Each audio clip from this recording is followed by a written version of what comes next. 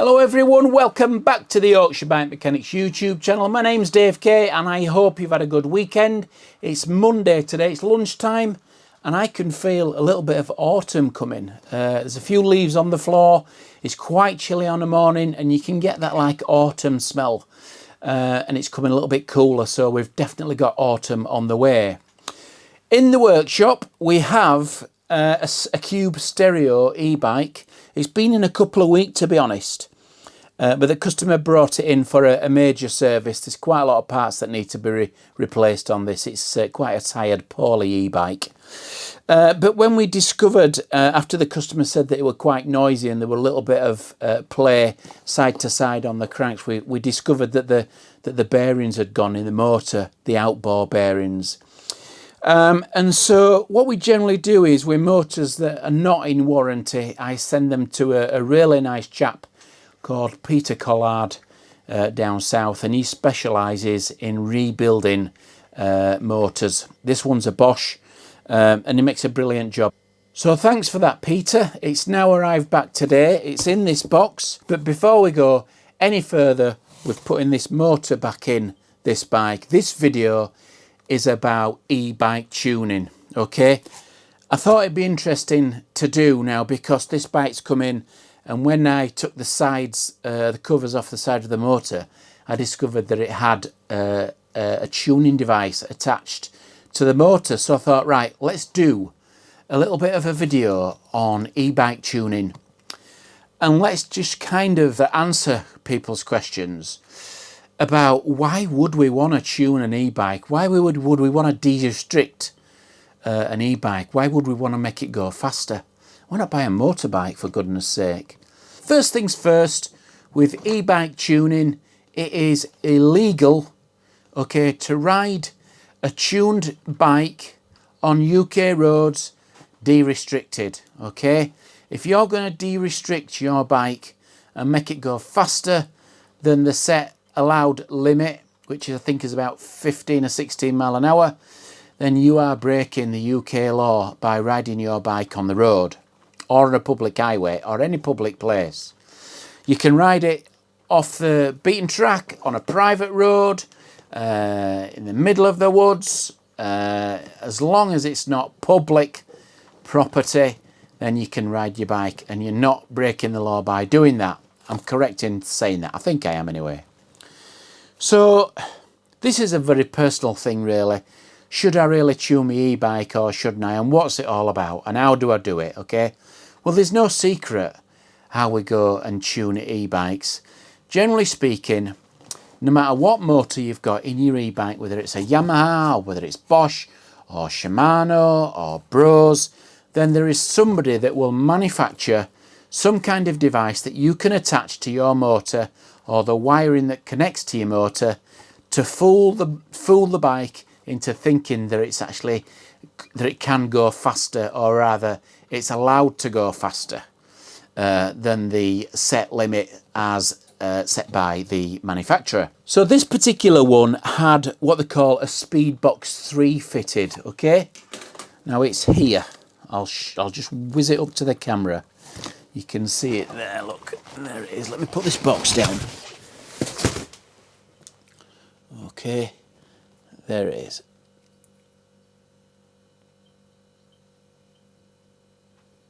Okay, it is a Speedbox 3 and it's a fairly simple device to look at anyway. God knows what's going on in here, but I don't want to know anyway. So what you basically do is you intercept two cables before the other end goes into your motor, okay? So these two go into your controller, that one goes into your rear speed sensor, and then these two go into your motor itself, okay? It's a fairly simple thing to install. Wherever you buy one of these from, they generally offer instructions how to do it, and you can do it yourself. With the newer ones, I'm not sure whether they're 3.0 plus, you can actually configure these on your phone app, okay? So you can actually change certain parameters inside one of these things, and you can turn it off or turn it on as you wish. And I know you can do that on the newer ones, on these Speedbox ones.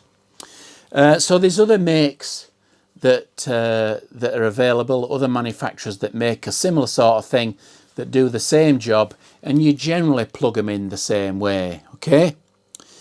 So the question is, first of all, let's look at the pros and cons of tuning your e-bike. Let's call it tuning your e-bike. So let's look at the pros first.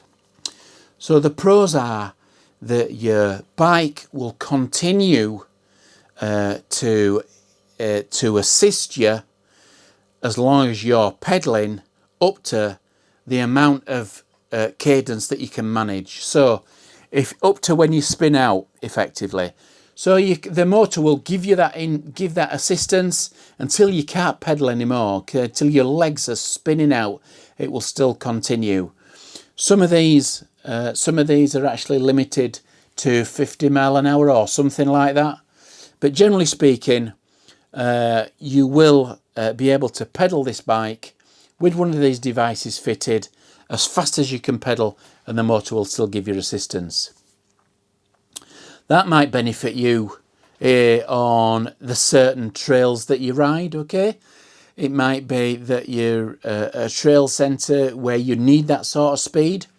Who knows? It's a very personal thing, and you can only decide whether it's right for you. So, okay, so that's the main pro of the speed box or the tuning.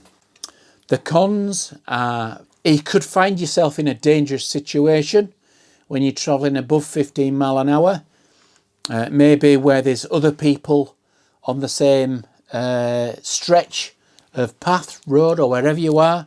If you're going faster than 16 mile an hour, 20 odd mile an hour, you might not be able to stop before you hit that person. And if you hit that person, then you are liable for the damage that you cause to that person and the people with them. The chances are, if you've got an insurance, it's not going to be valid.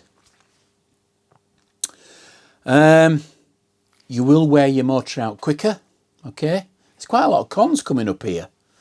But I'm not actually saying this is right or wrong. It's your personal thing. My personal opinion is I wouldn't do it. Okay, it's not for me at all.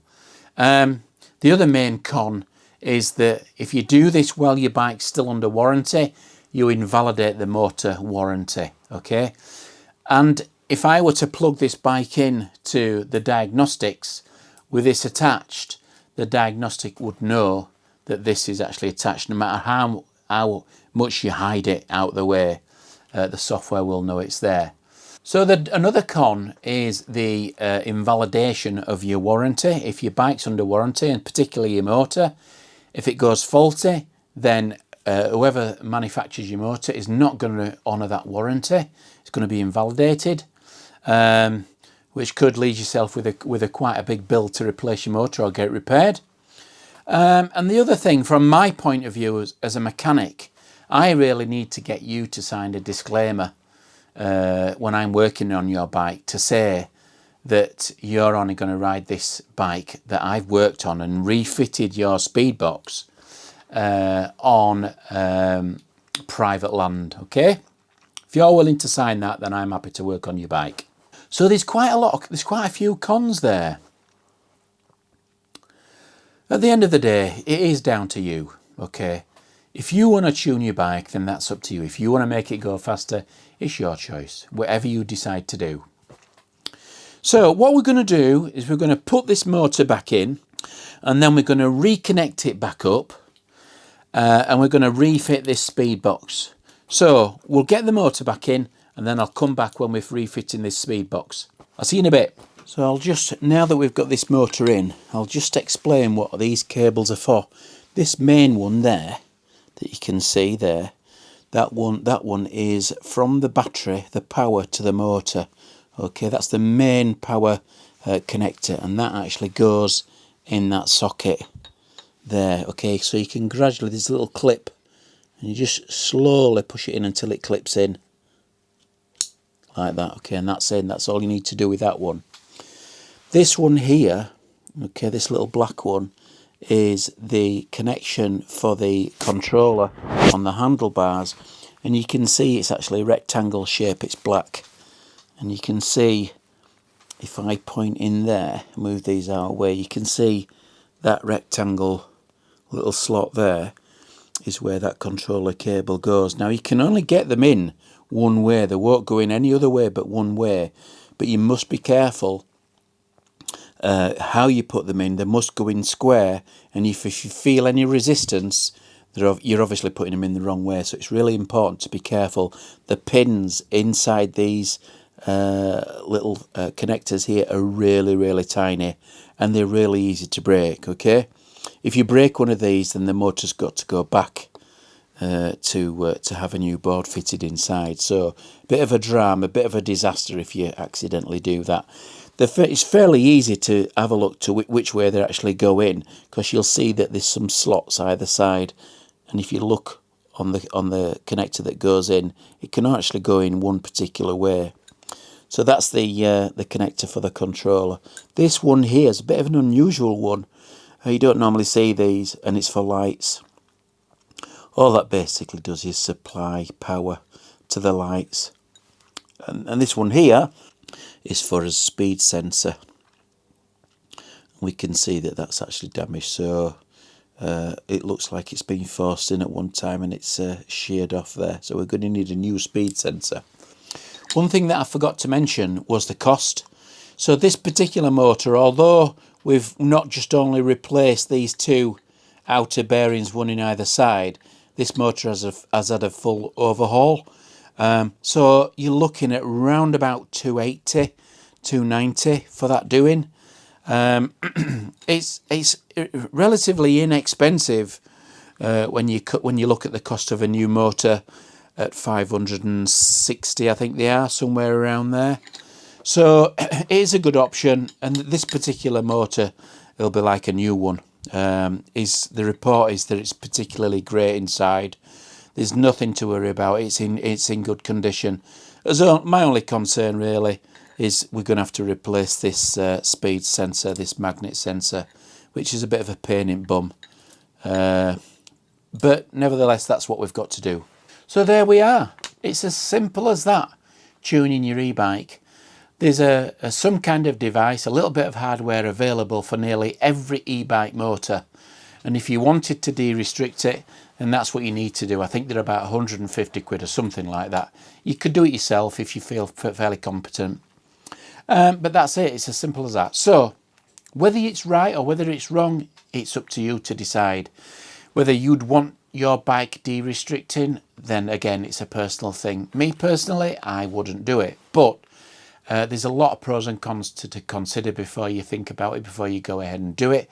So I would really like your comments. If you want to leave some comments, let us know what you think about de-restricting e-bikes, good or bad, and we'll go from there. Please subscribe if you've not already, and click that bell, and thanks for watching. Toodle pip.